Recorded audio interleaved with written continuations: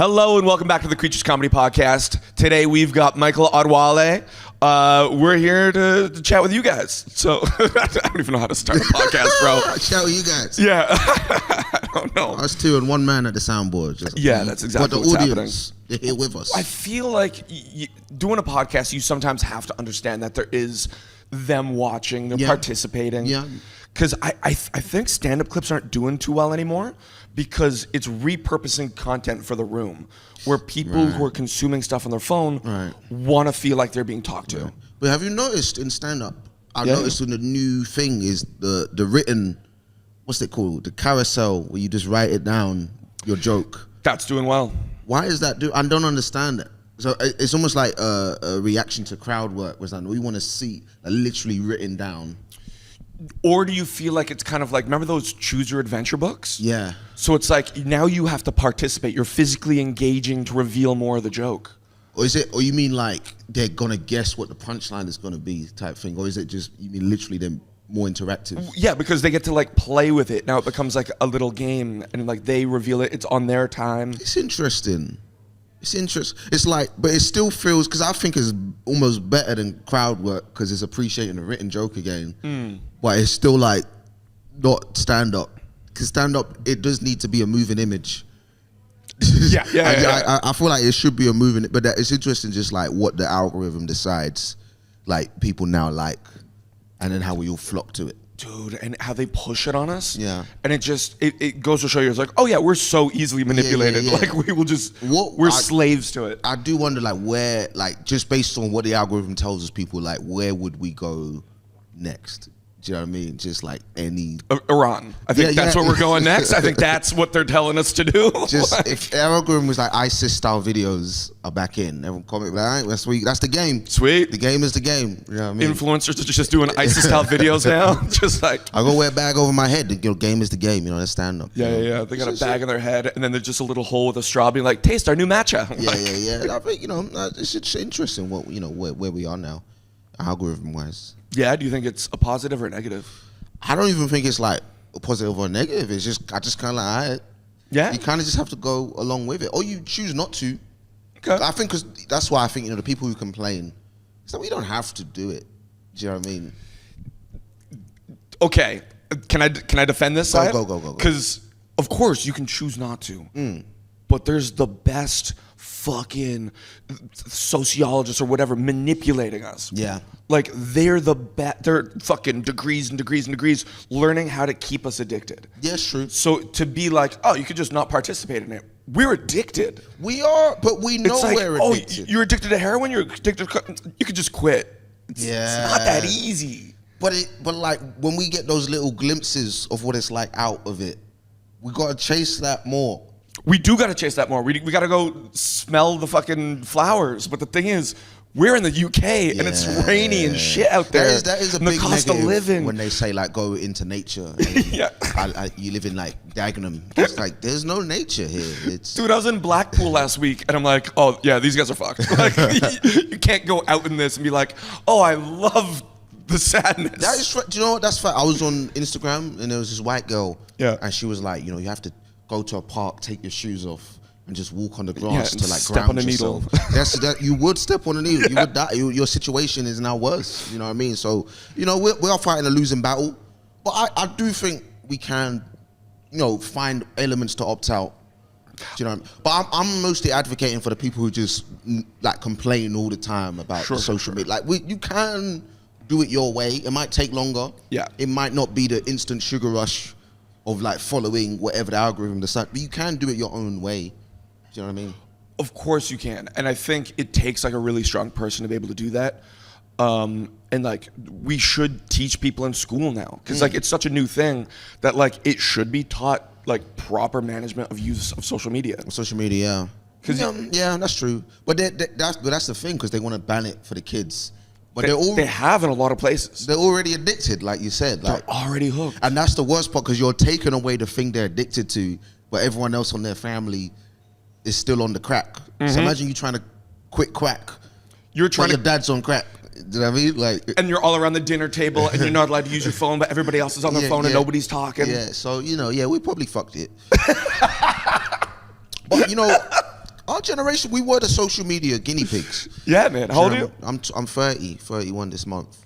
So, you know, it was like, 2004, that was Facebook? So it was kind of, because I remember that brief period where there was no social media. So I do remember what life was like before and then life after. Do you know what I mean? So it's interesting. What are you going to do? Yeah. That's my answer. Well, what are you going to do? What are you going to do? Yeah, sure, man. That's what the algorithm wants you to think. Where we are. It wants to numb you into just being a sheep, bro. Oh, I feel like I'm talking to Lawrence Fishburne in the Matrix. Yeah, some real shit. Hey, I got a couple pills in the back room. We usually save those for after the show, but if you want to try one right now. Those red or blue? I got different colors. Yeah. We got the whole rainbow back there. That's crazy, man. So wait, how long has it been since you've been up north? I feel like it's been I was in Liverpool a few months ago. Okay. So but I haven't been to Manchester in a little while, maybe like a year or so. Yeah. It's good to be back, man. It's good to be back. Dude, it's nice to have you back. Good. I like people out here. Cool people. Dude, it's so good when like comics from London and just the South come up and just give a little mix. Just because like I find there's like a lot of like, you know, similar voices and it's just similar faces and it's so expensive to go back and forth. Yeah. It's crazy. Like it blows my mind. For such a small country, there should be more just like, you know, hopping on the train. Yeah, I think there's that stereotype that like they hate us here, like from the South. Like they sometimes it's true. For sure, sometimes it's true. Of course it's true. But I think that's if you don't like change anything in your set.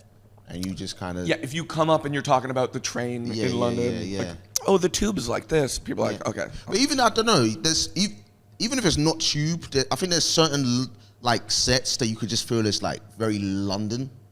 Do you have anything that you've used that you've had to like take out coming up here? No, I try, I gig everywhere. So I think my set has just naturally become... universal, where I don't have to change too much. I think there's just certain London energy. Do you do a lot of like outside of the UK? Every now and then, you know, like Ireland. I don't know. I didn't read the Good Friday Agreement. I don't know what it is, but you know, I did, you know, like European dates and things like that. I'll jump on every now and then. Do you know what I mean? I've done a little bit of America as well. So, and even then, I find I don't have to change too much. Sometimes when you're in America, you feel like maybe I should up the British. Really? Maybe I'll up the British so because you know you heard about the accent. So I really want to test it. Like, all right, that's sound like Idris Elba. Like, guys, So it's my voice just changes when I've been up there. Of course, dude. I've found since I've been in the UK, I'm just like wearing the most Canadian ass shit. Do you up the Canadian? Yeah. Yeah. But you feel like you have to address it. Not because, like, you know, in the way that, like, you go UK into America, you're like, oh, I want to be more British to, really show my difference. I, over here, want to not be American. Right. You want to make that differential. Yeah, and I don't know if it's subconscious, but, like, I find that people react so differently. Really? To American comics from Canadian? Do you feel like American comics over here have a harder job winning over audiences? Yeah, I think maybe less so in London because London's less like a British city and more of like an international city, right? But like up here where it's like way more British, like Americans struggle. What are they viewed as? What do you think the disconnect is? Well, I think everybody's constantly inundated with the news of Trump ruining the world. And then everybody just kind of looks at them of like, oh, you allowed this to happen. Yeah. So I always forgive Americans who are traveling because, you know, you have a passport, you've gotten out, you've seen the world. Yeah. Chances are you're not an idiot. Yeah, exactly. Because you are out, you have a passport, you know. But I think like there's certain American accents, like also of my, like the Valley Girl accent.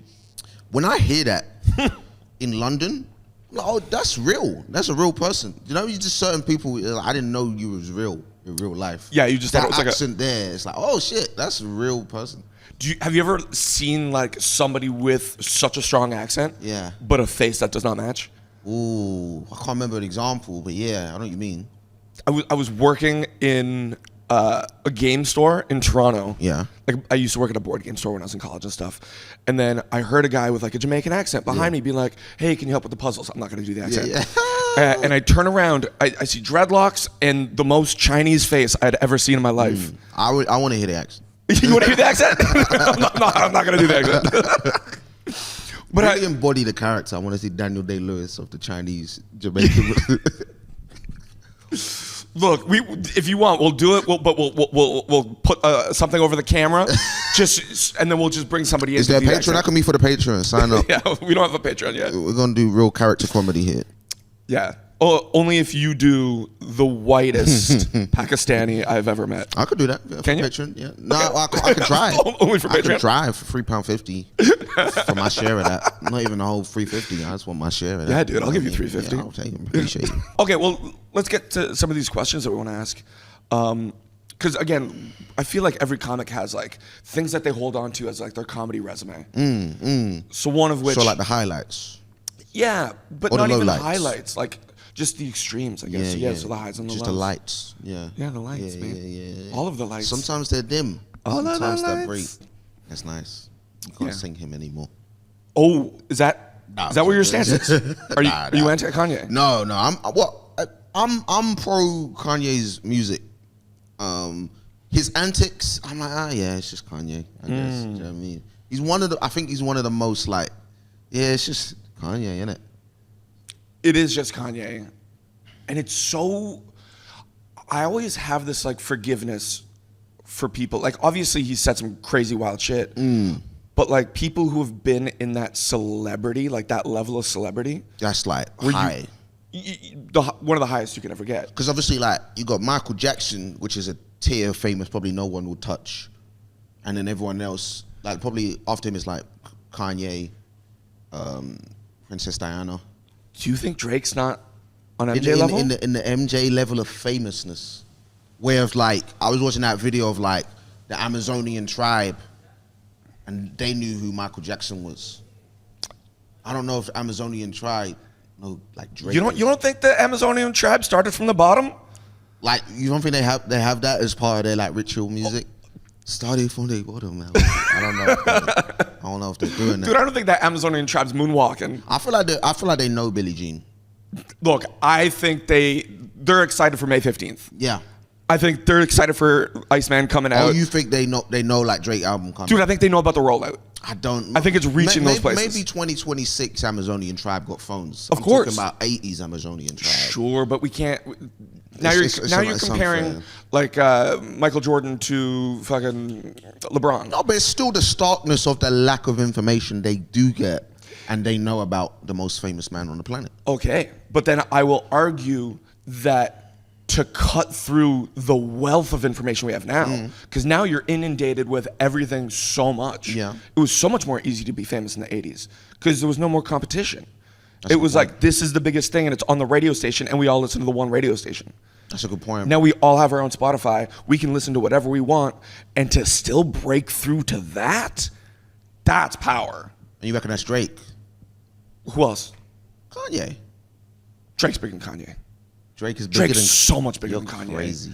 Are you kidding You're me? insane. What are you talking about? Are you saying this because you're Canadian? Look, That's of course. insane. How the hell is Drake is so much bigger than Kanye, dude.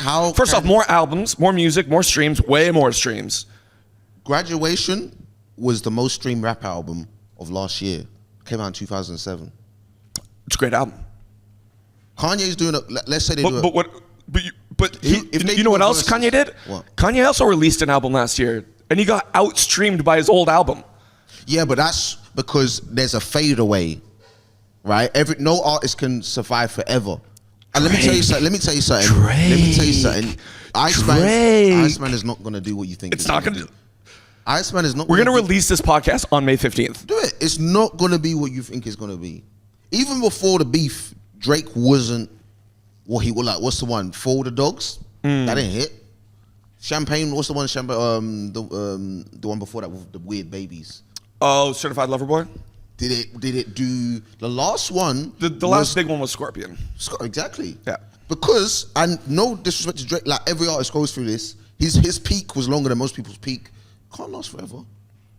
Look, because he wasn't releasing like full albums. He didn't do the full rollout. There's 25 songs on all the albums. But you think he put the same amount of effort into Certified Lover Boy that he's putting into Iceman? Like he's just been dropping projects with people. Let me tell you something about Iceman. We've seen a lot of build-up songs in the past year. What's connected? Which one? You don't like which one? Did that connect? Did that connect with the people? Were you hearing Connected that? with me as somebody who lives in Manchester. So you got Central C and Drake. It didn't connect. I got the Toronto, Manchester. Did it do what In My Feelings did? No. Even his biggest song of the past 2 years, Nokia, Yeah. huge tune. Didn't for some reason didn't do what it used to. And you know why? Because I think Drake had the button pressed for him, and that beef goes up against UMG. Yep. They took the button away. They took the button away. So now he's surviving just on his own cultural currency. Which is still pretty fucking huge. And we'll see. Don't get me wrong, it's going to be a number 1 album. Yeah. But we'll see if it connects with the people. And this is the one after the beef. So this needs to connect. It needs to connect. It needs to do I what know it Scorpion needs to did. connect, and that's why I feel like he's gonna drop a Scorpion. Drake ain't been as hungry. The hungriest he's been was on Family Matters. Yeah. That was insane. I love that tune. Family Matters, from a musical standpoint, that second verse was one of the best verses in the whole beef. I still think Drake won the beef. You're insane. You're insane. That's up there with like conspiracy, Trump stole the election, Drake won the beef. That's up there with that in terms of okay, like. so Charlie Kirk was assassinated by the government. Yeah. Trump didn't actually get shot in the ear. Drake won the beef 100%. Do you know what I heard? Michael Jackson was protecting the kids from Epstein. I heard that too. In the Neverland. That's probably like we're doing too much. The songs are good, but let's not rewrite. He weren't protecting the kids You don't think it was from Epstein? He could be, dude. Why? Like the little boys. Didn't he actually, like, isn't it written that like he did share a bed with children that weren't his? I believe so. Okay, because even if nothing else happened, That's strange. That's a weird thing. That's strange. Yeah. So, kids, don't go to the island. Come to my bed. You think that's what happened? Look, I'm more Team Drake than Team Michael Jackson. You're more Team Drake than Team Michael Jackson. Michael Jackson and Drake do a versus. Who wins? Oh, Drake. You're insane. For me, Michael Jackson plays Billie Jean. What's MJ playing? what's MJ playing? Sorry, what What's does Drake Drake play playing? to go up against Billie Jean? Forever? Should we wrap this up? I don't know what we're doing. What we doing? Forever against Billie Jean? Okay.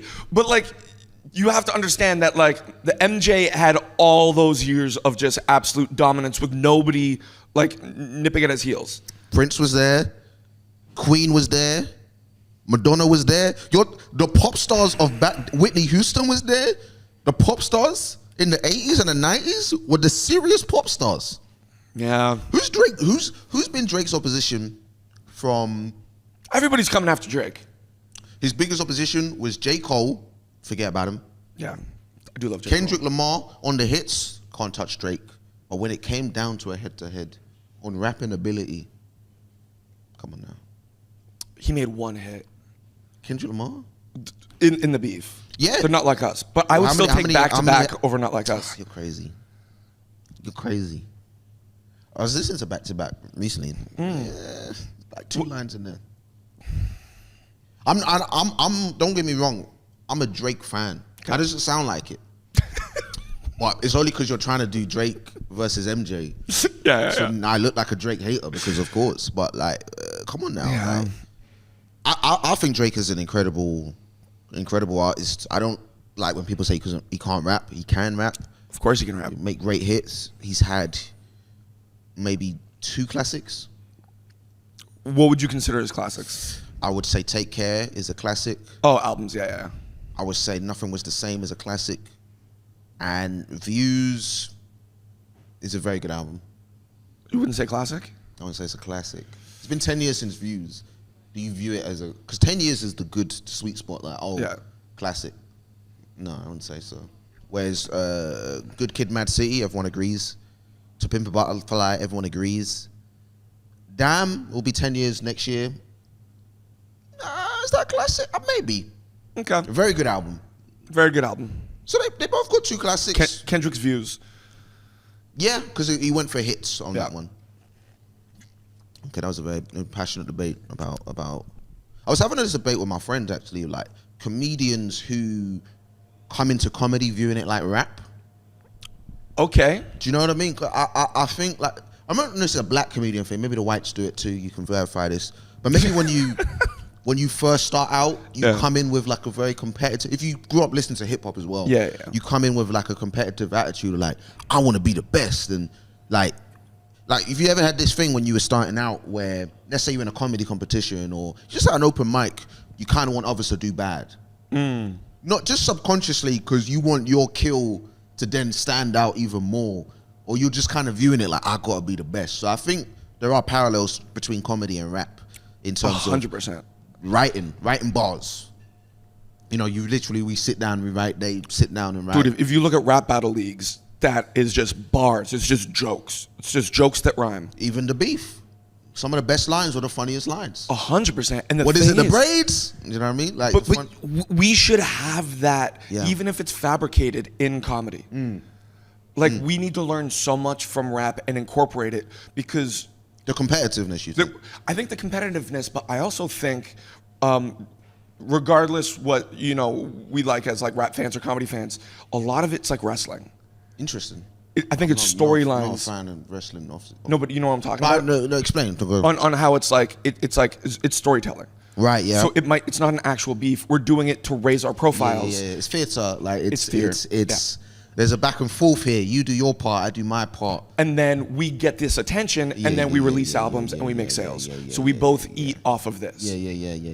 It's mutually beneficial. Of course it's mutually beneficial. If there's actual hatred there, even better. That adds to it. But like, it's the same thing with like, if you watch The Last Dance with Michael Jordan, he made up problems with people that didn't have problems with him to fuel him, to drive him. But then I say in comedy, then to bring it back to comedy, does that benefit you to have a chip on your shoulder?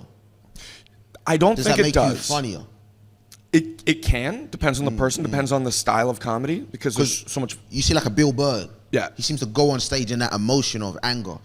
And then, you know, Bemi, different. I don't know if he's done this part, but he's done the club. Bemi. But Bemi's always talking to me about, you got to be in the emotion of the bit that you're doing. Yeah. To like help bring out the bit. Because you know, you have a bit that works. You do it enough times, you can be a bit dead behind the eyes. Yeah.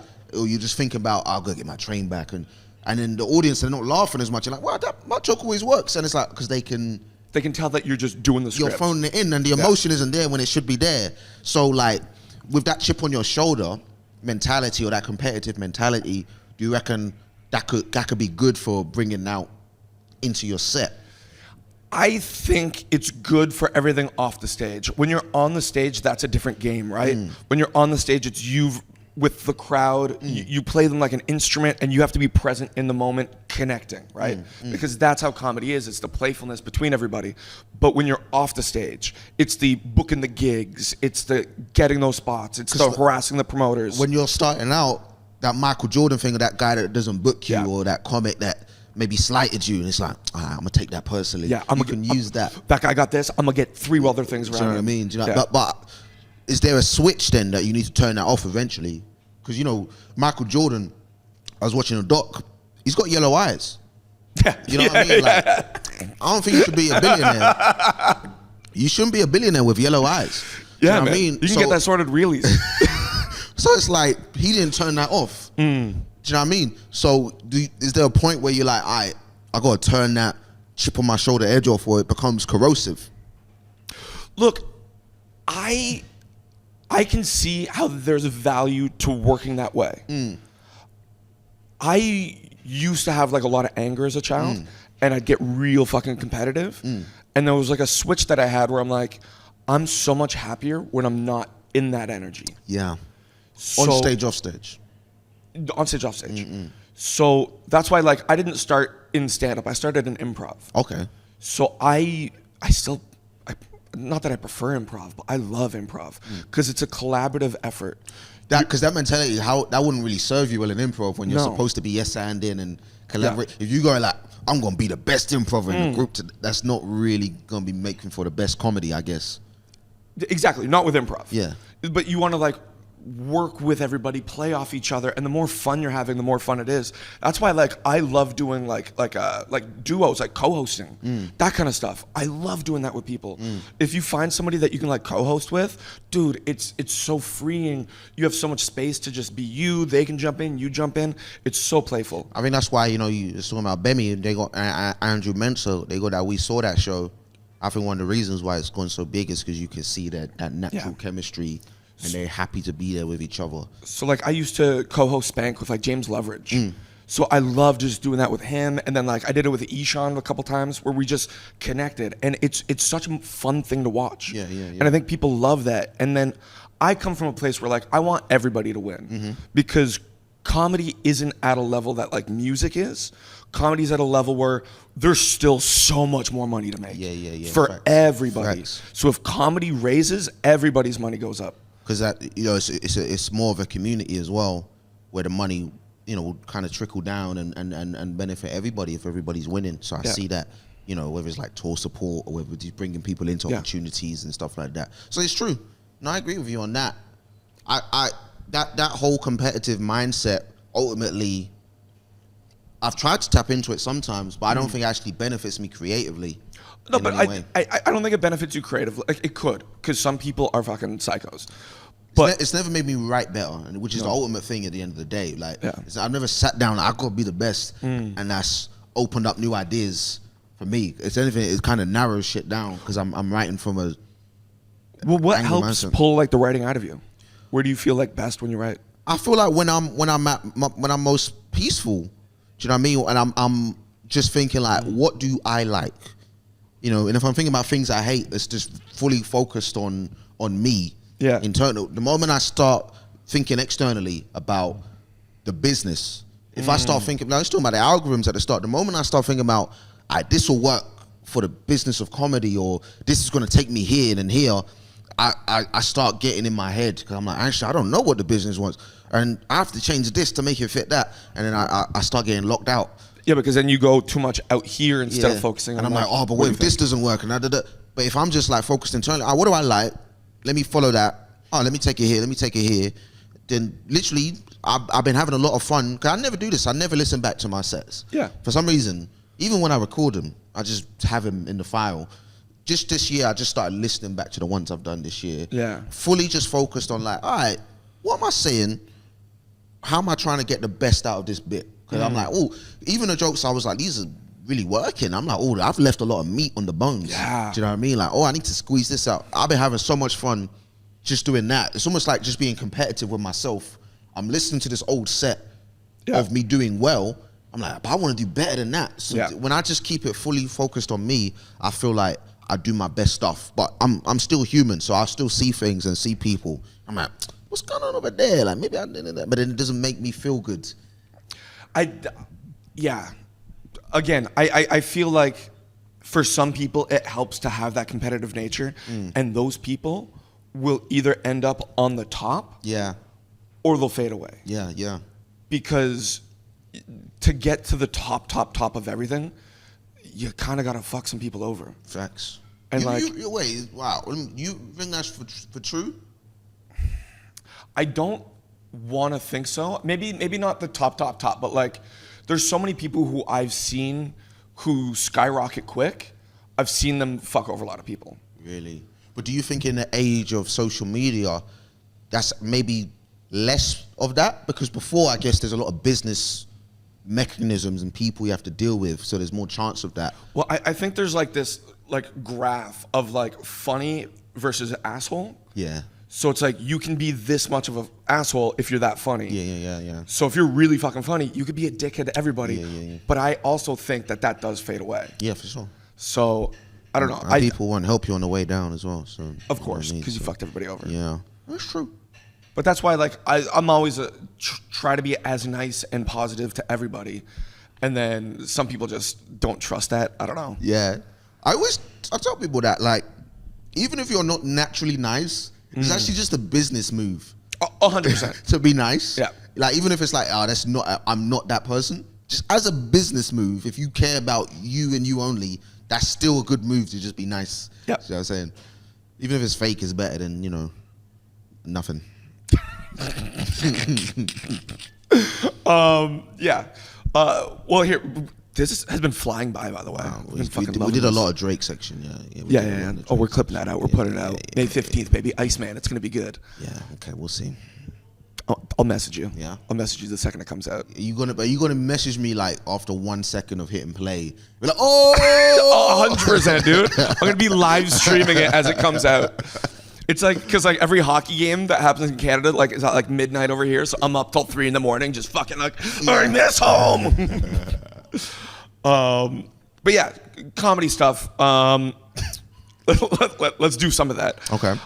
What's the biggest show that you've ever done? Biggest show? Like not like the most prestigious. If you want to answer that, you can. But just the most number of people. Like I'm so interested on like the biggest number of people have played, because I feel like that's a thing that we all. The literal biggest would have been the O2, because dude, that's so sick. Yeah, it was really cool. It was 2022. Mo Gilligan was doing Mo Gilligan Black British Takeover. Yeah. So I opened that show with like 15, and like this was like they weren't fully all seated, so I think it was like 15,000. So they were still filling in. Yeah. But it must have been 10,000 people already. That's but crazy. It's funny. You ever like get distracted when 2 people are walking in?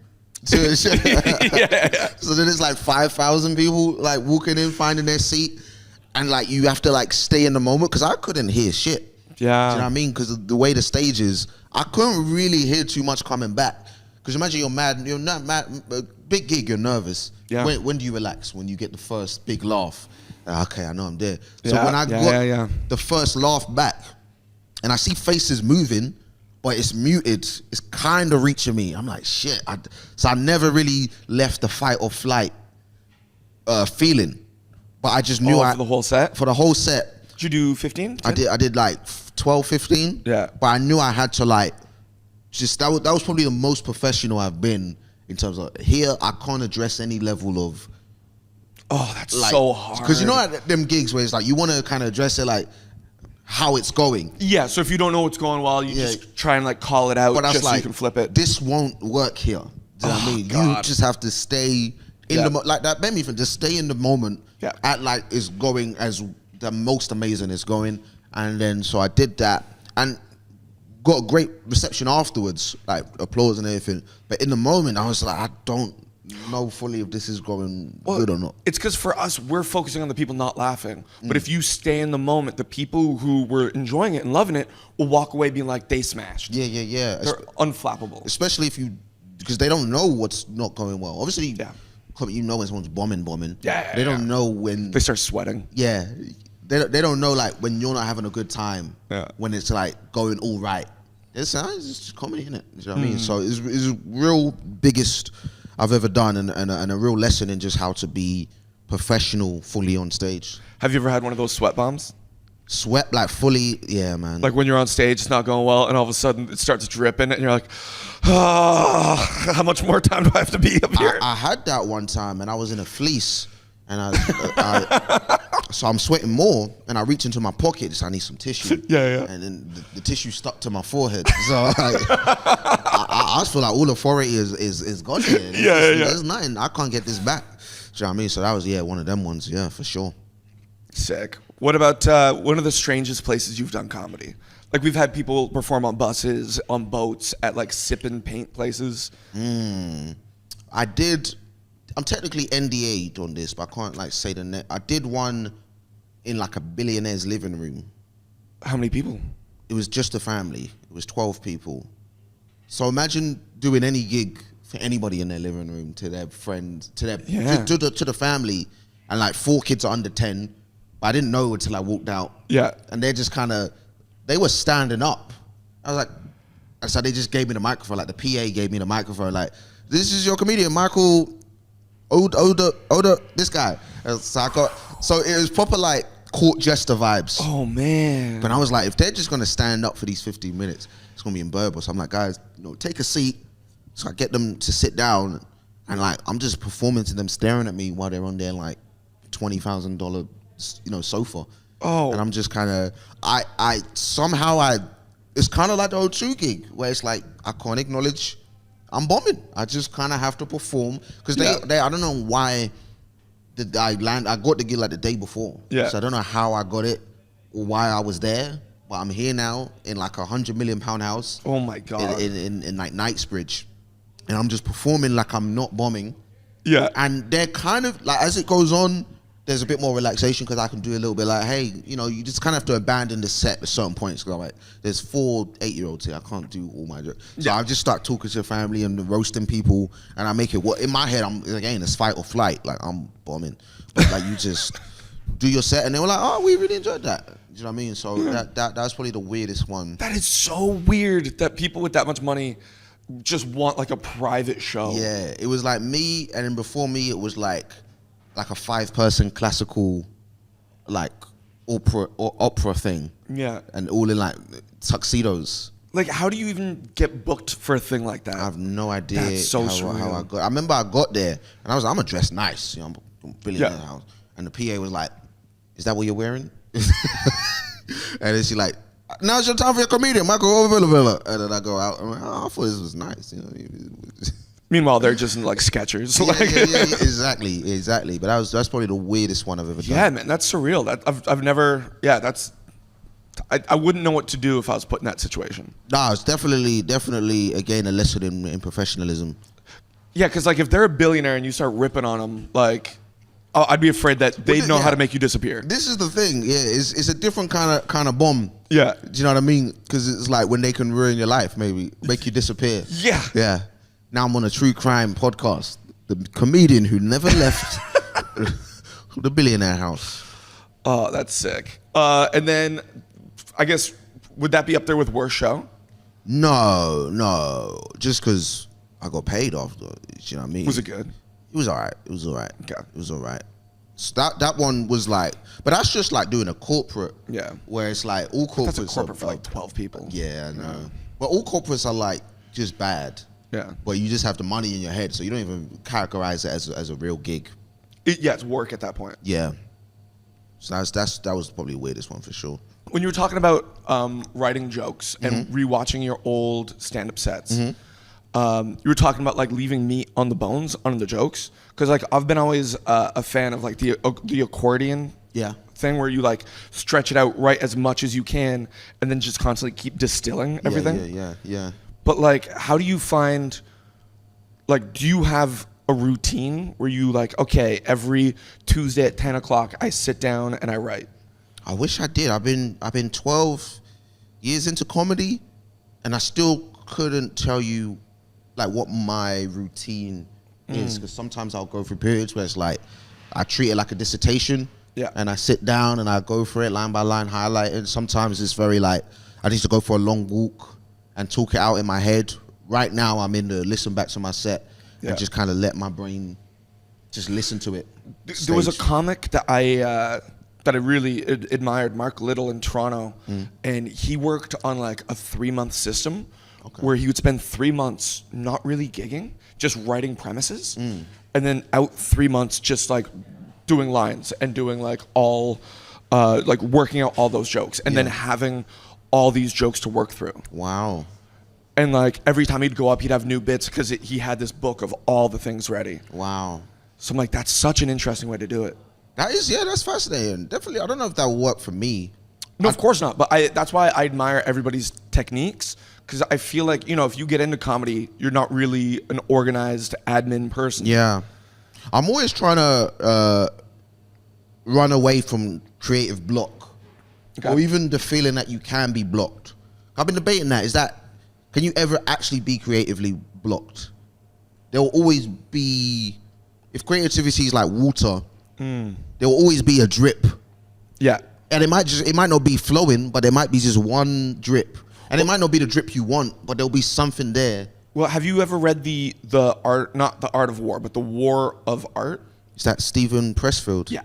I've got that book actually. Yeah. Have you read it? I lent it to somebody. I need to get it back. Well, I've got it, yeah. That's one of those books where like I get a couple pages in and you know, it's a book you're supposed to read, but I treat it as you read it, you get motivated, you put the book down, you start. It's funny you say that. I got his other one, Yeah. Do the Work. Yeah. And it's very much like, why are you still reading it? Get the fuck out of here, bitch. I mean, it's got like that vibe to it. You know what I mean? Like, why are you still reading this book, pussy?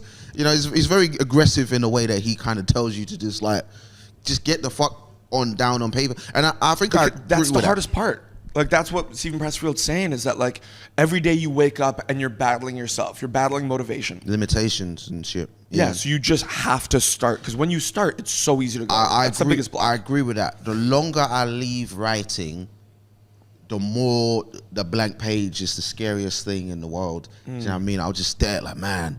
And now I feel extra pressure because, like, man, I haven't written in a month. So now I have to not only write, I have to make up for the month that I haven't been writing to make this writing time more worth it. And then I just get all closed up. Yeah, then you build up the pressure. But I feel like, and I need to do this more, but if I just sit down and say, all right, 15 minutes, and it, like I said about listening to my old jokes, I'm not even trying to write a new joke today. I'm gonna just rewrite this this old bit. And even if the only thing I do is if I change the structure or I cut away the premise a bit more so it's a bit cleaner, all right, that's work. And I can like, whew.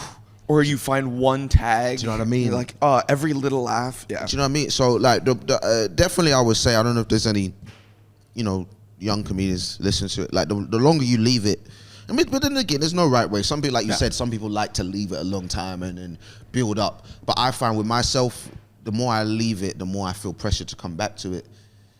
Well, that's why I really like the way like Australia and the UK works, where in North America, we're kind of focused on building your 5 minutes or your 10 minutes and then your 20 minutes. Where here, almost right away, you're thinking about, you know, your debut 45 and then an hour, which then you have to turn over an hour every year. Yeah. Like, in school, I was always the person who wrote at the last minute, right? Yeah. Like, okay, the deadline's tomorrow. Now I got to stay up all night and write. So now if you have to turn over a new hour every year, you have a deadline, you have goals. Like, that's why I love doing the fringes, because then it pushes you to build and work on it and create. Some might say it's not always the healthiest mentality to have, like, I got to have an hour every year because maybe it's diminishing returns after a while. But I do agree, having these such clear deadlines, it can benefit you to just have a structure now and to work towards something. But I feel like, you know, that 5, 10, 20 mentality, it does almost make those things sharp because you're taking more time on the process. So there's no right or wrong. Oh, no, it's just whatever fits you and suits you and your work ethic. But like, for sure. I like the idea of doing like 1 year, all at the fringes, you do a work in progress. And then the next year you hit all the same festivals with that show at its best. Yeah. And that's a great like 2 year kind of do it, tour it, and then by the end you've ran that show for 2 years straight, and then you can film it and put it out. Exactly. I do like that. I don't know if you call it delayed gratification mentality, where maybe people feel like they have to. There's always going to be a case where they feel they have to speed run the process. Yeah. You know, we'll see. Well, that's why you get like all these comics being like, okay, now there's a clear path of success. Yeah. You film all your sets, you put the jokes online, you get the views, the likes, you get the fan base, and then you can start touring a little bit with those people, and then you just keep building on that. So you have comics who are doing it like 1-2 years, putting up every set, putting up videos all the time, which then gets people less watching stand-up clips because it's oversaturated. Yeah, but I always say to those young comics who are like putting their clips out, I'm like, are you ready to go viral? Like, in terms of, are you ready to be seen post going viral? And what are you trying to bring to the table once you do have the eyes on you? Because you kind of want to use the anonymity to get good and to figure out who you are. You kind of, if you're 1 year in and you start going viral, you want to find your voice while you're building your fan base, or do you want to kind of know who you are a bit more before you, and then you come to the fan base like more ready? No. So I always like to look at George Carlin as an example for that, because George Carlin started off as like a clean comic, and he was doing like all these, you know, big shows where he's like, you know, a good, like, easygoing, not controversial comic, and then he kind of switched, where I'm like, you know what? If you're starting out, I don't think it's good for the development of a comic, but if you're doing both sides, right? If you're doing the business alongside of doing the getting good on stage, you're then making up so much time. Yeah. Because if you get good and now you have to learn how to put the clips up and do all that stuff, well, now you're just behind. Yeah. So if you can slowly be building up your online following as you're building up yourself. Do you know, I never considered that side of it. There's that is a benefit into learning how to do that. I think maybe I still have that maybe old school mentality of like, no, you want to make sure you're ready. It's our mentality of the pre-social media generation. Whereas like, man, you see all these kids who start YouTube channels. They don't know what they're doing, but they're starting YouTube channels. And then they build it. And now they were nothing. They didn't know how to do YouTube, but because they were doing it from such a young age, now they got millions of followers making hundreds of grands a month. You know, that's a fantastic point. And maybe there's audiences who actually want to grow with you as a comedian and see how your voice develops from the beginning, as opposed to like, blam, I'm here already well made, prepared. So Yeah. you know what? Facts. Kids, keep doing what you're doing, man. let's get shares of Meta. Let's go fully. Nah, I think Meta. There's gonna be a new thing. I think. Really? There's gotta be. Just burn it all down, maybe. Yeah, but there's constantly been like a turnover of social media apps. There's got to be another one, man. I feel like people are always saying they're sick of Instagram on Instagram. And it's like, we need something else, but they're telling it on Instagram. Well, then TikTok came in because Snapchat has still got a huge market share of like the young kids. But there'll be like another thing coming out. But it's just like Instagram, what it does, it's like, I would say Instagram is almost the Drake of social media. Yeah? Because as every other social media pops up and starts gaining a bit of like popularity, Instagram will be like, cool, I'll take that. Culture vulture. I'm not saying culture vulture, you no. used the analogy. This is your analogy. What I think Drake does is I think Drake goes in and he'll promote that area. While embodying sort of the dialogue and the accent. Hey, we speak like that in Toronto. London, he never had a London accent in 09. Okay. Will you forgive him for that? Because he brought back Top Boy? I did like the songs. I did like the new version. I preferred the first version. But listen, no, listen. Thank you, Drake. Thank you, Drake. Can we just clip that part? I just want that part just over and over again. Thank you, Drake. We love you, Drake. For me, it was like growing up in Toronto and like every like club night that we went to, like everybody's listening to Drake. And it was like when he was big. And then when I moved out of Toronto, I'd like go to Australia, do the festivals. You'd hear Drake popping out of like stores everywhere. One of the best to ever do it. Sweet. Do you have anything you want to plug? Do I have anything I want to plug? You can follow me on Instagram. Yeah. The evil app. Michael Odewale comedy. Follow me, man. Follow me, trying to do my thing. We probably shouldn't shit on the algorithm if we were trying to get on the algorithm. Does the algorithm listen though? Is it like one person? No, it's like AI. It's the robots. They just hear keywords. I think it's one man. You think it's one man? Yeah. You think it's Zuckerberg just sitting there? I think it's like a chimpanzee. You think it's a chimpanzee? Yeah, it's just pressing buttons and it's like everyone's like, oh, this is what the algorithm wants. It's just bubbles from Michael Jackson's Monkey. Okay, yeah. Not Bubbles like from Trailer Park Boys. No, Okay. it's Bubbles. Michael Jackson's Monkey is the algorithm. Okay. Send on that. You've heard it here first. We got conspiracies for days. Thank you guys so much.